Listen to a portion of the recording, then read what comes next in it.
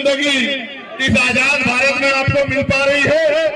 मैं गारंटी से कहता हूं, हाथ उठा के बता देना, यहाँ बैठी हजारों की संख्या में महिलाओं में से 90% महिलाओं ने कभी हवाई जहाज को हाथ लगा के नहीं देखा होगा, कभी हेलीकॉप्टर को हाथ लगा के नहीं देखा होगा, कभी एसी वाली ट्रेन में सफर नहीं किया होगा।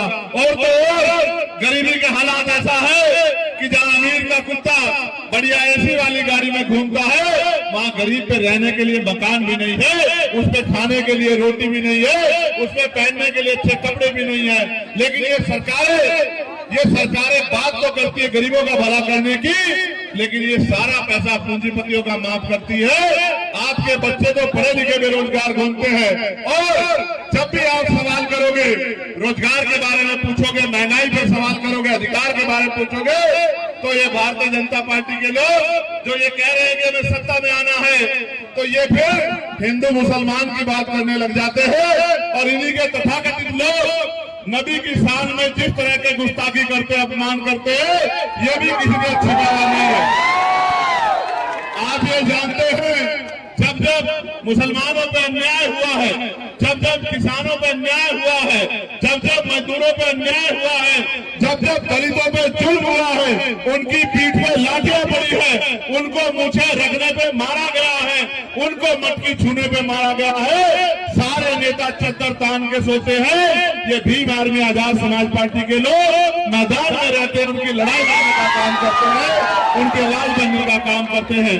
मैं आपको कहना चाहता हूं, जब तक जिंदगी नहीं बदलेगी, जब तक शिक्षा, समान शिक्षा लागू नहीं होगी, एक तरफ अमीरों के बड़े बड़े स्कूल जिसमें गरीब का बच्चा घुस नहीं सकता, और सरकारें स्कूल भी बंद कर रही है, जब तक आपका बच्चा पढ़ेगा नहीं, पढ़ लिख के आगे बढ़ेगा नहीं, डॉक्टर, इंजीनियर, IAS, IPS, वकील जज बनेगा नहीं, तो आपकी गरीबी की बेटियां नहीं कर सकती है। लेकिन वो तभी संभव है कि राजनीतिक ताकत आपके हाथ में होनी चाहिए।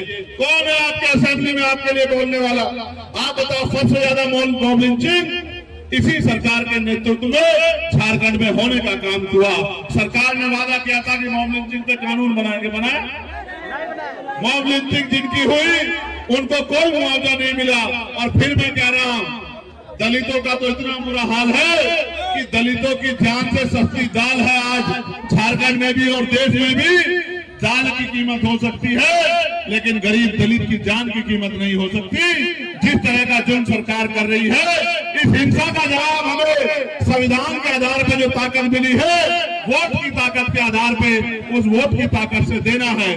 गौर करना सम्मानित साथियों, अगर आप 10 रुपए का सामान लेने के लिए बाजार में जाओगे, तो उस सामान को 4 बार देखोगे कि ये सामान खराब तो नहीं है, ये सामान जो हम खरीद रहे हैं ये टूटा हुआ तो नहीं है, ये जो सामान हम खरीद रहे हैं, जो इसकी वैल्यू है, ये इतना पूरा है या नहीं है। अगर 10 रुपए के सामान में कमी मिलेगी तो उस सामान को वापस कर दोगे, कहोगे ये नहीं चाहिए। लेकिन करोड़ों रुपए से कीमती जो आपके 5 साल का मुस्तकबिल तय करती है, वो वोट डालने के लिए जाते हो, तो एक बार नहीं सोचते जिसको वोट दे रहे हैं, चुनाव के बाद उसके दरवाजे आपके लिए खुलेंगे नहीं खुलेंगे।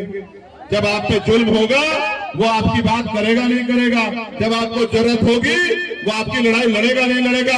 बस आंख बंद करके वोट देते रहते